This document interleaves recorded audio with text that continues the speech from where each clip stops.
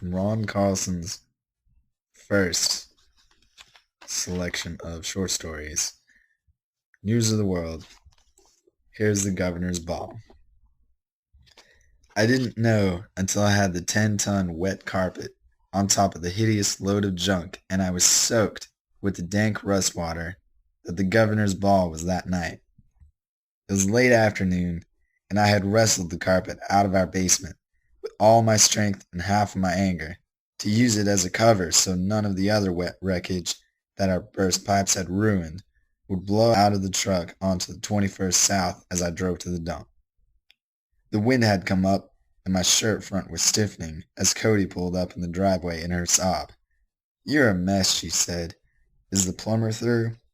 "Done and gone. We can move back in tomorrow afternoon.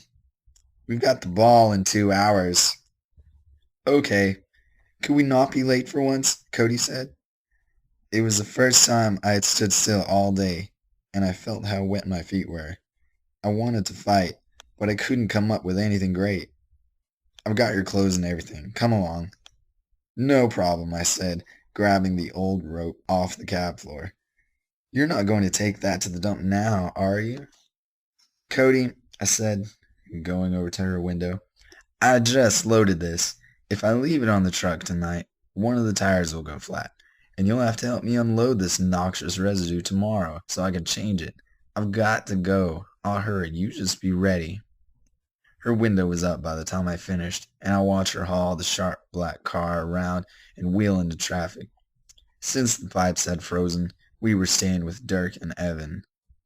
The old Ford was listing hard to the right rear, so I skipped back into the house for a last tour. Except for the sour water everywhere, it looked like I had everything. And then I saw the mattress. I had thrown the rancid king-size mattress behind the door when I had first started, and now as I closed the front of the house, there it was. It was so large I had overlooked it. Our original wedding mattress. It took all the rest of my anger and some of tomorrow's strength to hoist it up the stairs and dance it out the back, where I levered it onto the hood of the truck by forcing my face, head, and shoulders onto the Osher stain of the shape of South America on one side. And then I dragged it back over the load, stepping awkwardly on the freezing carpet. The rear tire was even lower now, so I hustled, my wet feet sloshing, and tied the whole mess down with the rope, lacing it through the little wire loops I'd fashioned on each corner of the truck bed. There was lots of play in the steering of the Ford, but now, each time it rocked backward, I had no control at all. My fingers were numb, and the truck was so back-heavy that I careened down Fifth South like a runaway wheelbarrow. The wind had really come up now, and I could feel it lifting at me as I crossed the intersections. It was cold in the cab, the frigid air crashing through the hole where the radio had been. But I wasn't stopping. I had worried my way to the dump in this great truck a dozen times. The governor's ball is $200 per couple, but we win every year as Dirk's guests. The event itself is held at the Hotel Utah, and the asparagus and salmon are never bad. But holding a dress ball in January is sort of a mistake. All that gray cleavage, everyone's sick of the weather. I was thinking about how Dirk always seated himself by Cody, how he made sure she was taken care of, how they danced at the first dance, when the light at the Third West turned green and I mounted the freeway. As soon as I could, I squeezed way right to get out of everybody's way, and because the wind here was so fierce, shearing across at 40 miles an hour at least. The old truck was rocking like a dinghy, and I was horsing the steering wheel hard, trying to stay in my lane, when I felt something go. There was a sharp snap, and in the rearview mirror I saw the rope whip across the back. The mattress rose like a playing card and jumped up into the wind.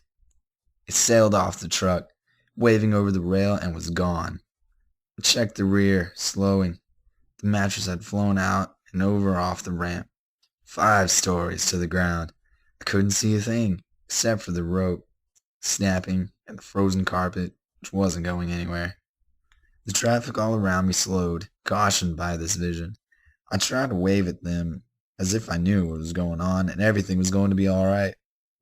At the 21st South exit, I headed west, letting the rope snap freely, as if whipping the truck for more speed.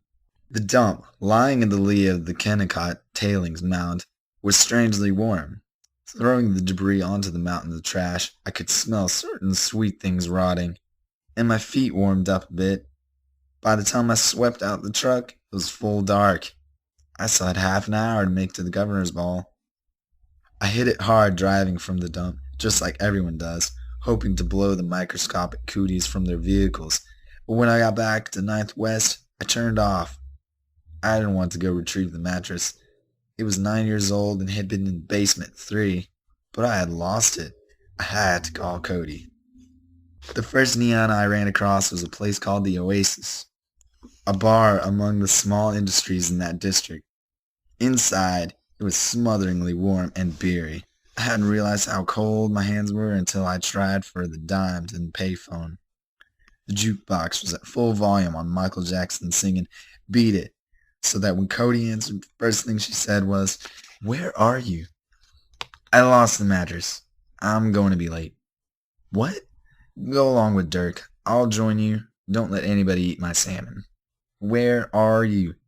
"The mattress blew out of the truck. I've got to go get it." "And Cody?" "What?"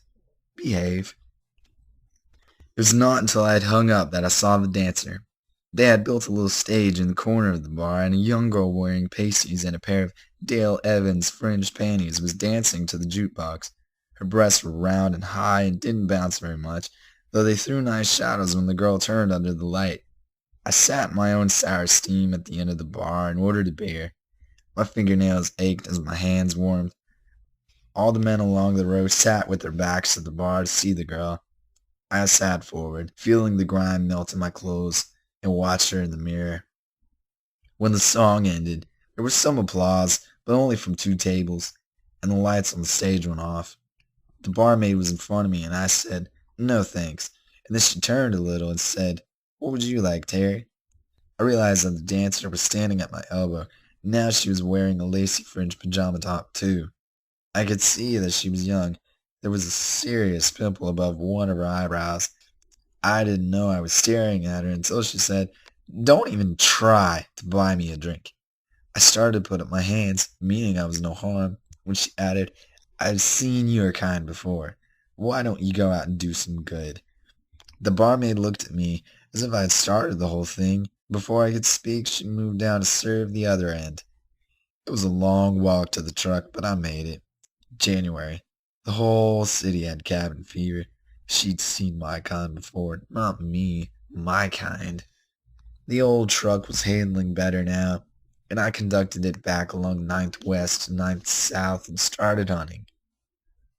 I'd never been under that on-ramp before, except for one night when Cody took me to the Barbed Wire, a western bar where we watched all our young lawyer friends dance with the cowboys. In the dark, the warehouses made their own blank city. It was 8 o'clock. Cody and Dirk were having cocktails in Lafayette Suite. She'd be drinking vodka tonics with 2 limes. Dirk would be drinking scotch, without any ice. He would have the governor's elbow in his left palm right now, steering him around to Cody. You remember Cody Westerman? Her husband's at the dump. I crossed under the ramp at 4th West and weaved under it to the corner of 5th, where I did a broad, slow U-turn across the railroad tracks to scan the area. Nothing. 2 derelicts leaned against the back of a blue post office van, drinking out of a paper sack. I cruised slowly up beside them. "Hi, you guys," I said. It was the first time all day I felt fine about being so dirty.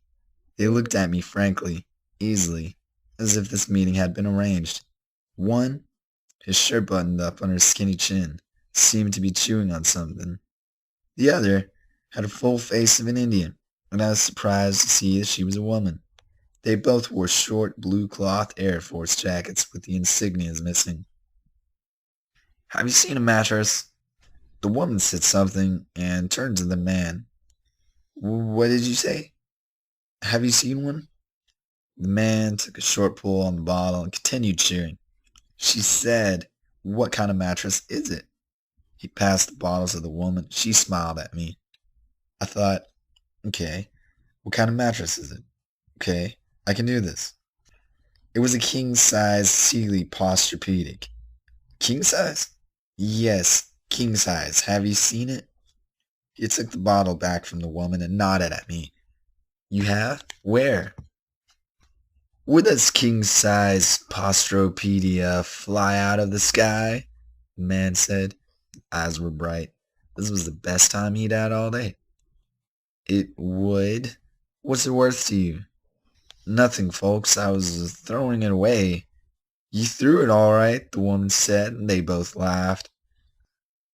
I waited, one arm on the steering wheel, but then I saw the truth. These were two champion waiters. That's what they did for a living. Where's the mattress? Come on, please. It's not worth anything. Okay, what's it worth? 2 bottles of this, the man said, pulling a fifth of Old Granddad from the bag. That's an expensive mattress. The man stopped chewing and said, It's a king size. They both laughed again. Okay, it's a deal. 2 bottles of bourbon. Where is it? For a minute, neither moved, and I thought we were in for another long inning of waiting. But then the woman, still looking at me, slowly raised her hand and pointed over her head. I looked up. There it was. At least the corner of it, hanging over the edge of the 1-story brick building. Walcott Engineering. Well, that's it, I thought. I tried. Monday morning, the engineers would find a large mattress on their roof. It was out of my hands. The woman stepped up and tapped my elbow. Back this around the alley, she said. Get as close to the building as you can. What? No problem, the man said. We'll get your mattress for you.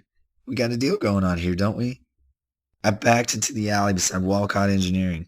So close I couldn't open my door and had to slide across to climb out. The woman was helping the man into the bed of the truck, and when I saw it was his intention to climb onto the cab of the truck to reach the roof, I stopped him. I'll do it, I said. Then I'll catch it, he laughed. The roof was littered with hundreds of green Thunderbird bottles glinting in the icy frost. It clattered under the mattress as I dragged it across to the alley. For a moment, it stood on the edge of the roof and then folded and fell, fainting like a starlet into the cold air.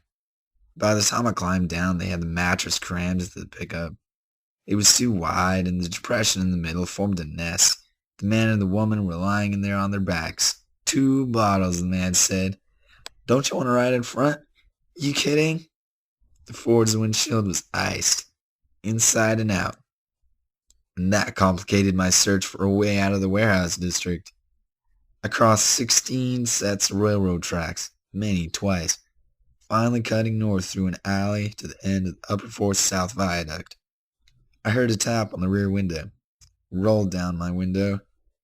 Could you please drive back across those tracks one more time? What? Please?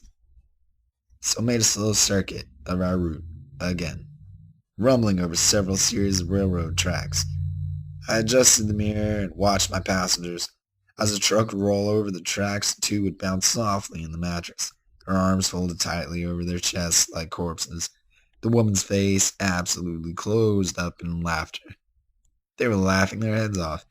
Returning to the viaduct, I stopped. The man tilted his chin up so he could look at me upside down, and he mouthed, Thanks. I cruised around Pioneer Park, a halo frozen around each street lamp, and eased into the liquor store parking lot. We'll wait here, the man told me. Inside, I was again reminded of how cold I was, and the clerk shook his head, looking at my dirty clothing, as I bought 2 bottles of Old Granddad and a mini bottle for myself. He clucked as I dropped the change. My jacket pocket had gotten ripped, pushing the mattress across the roof. The coins went right through. My hands were so cold, and I had some difficulty retrieving the money. When I stood, I simply said to the clerk, These bottles are all for me. I'm going to drink them tonight, sleeping under the stars, and wake up frozen to the third west. You've seen my kind before, haven't you?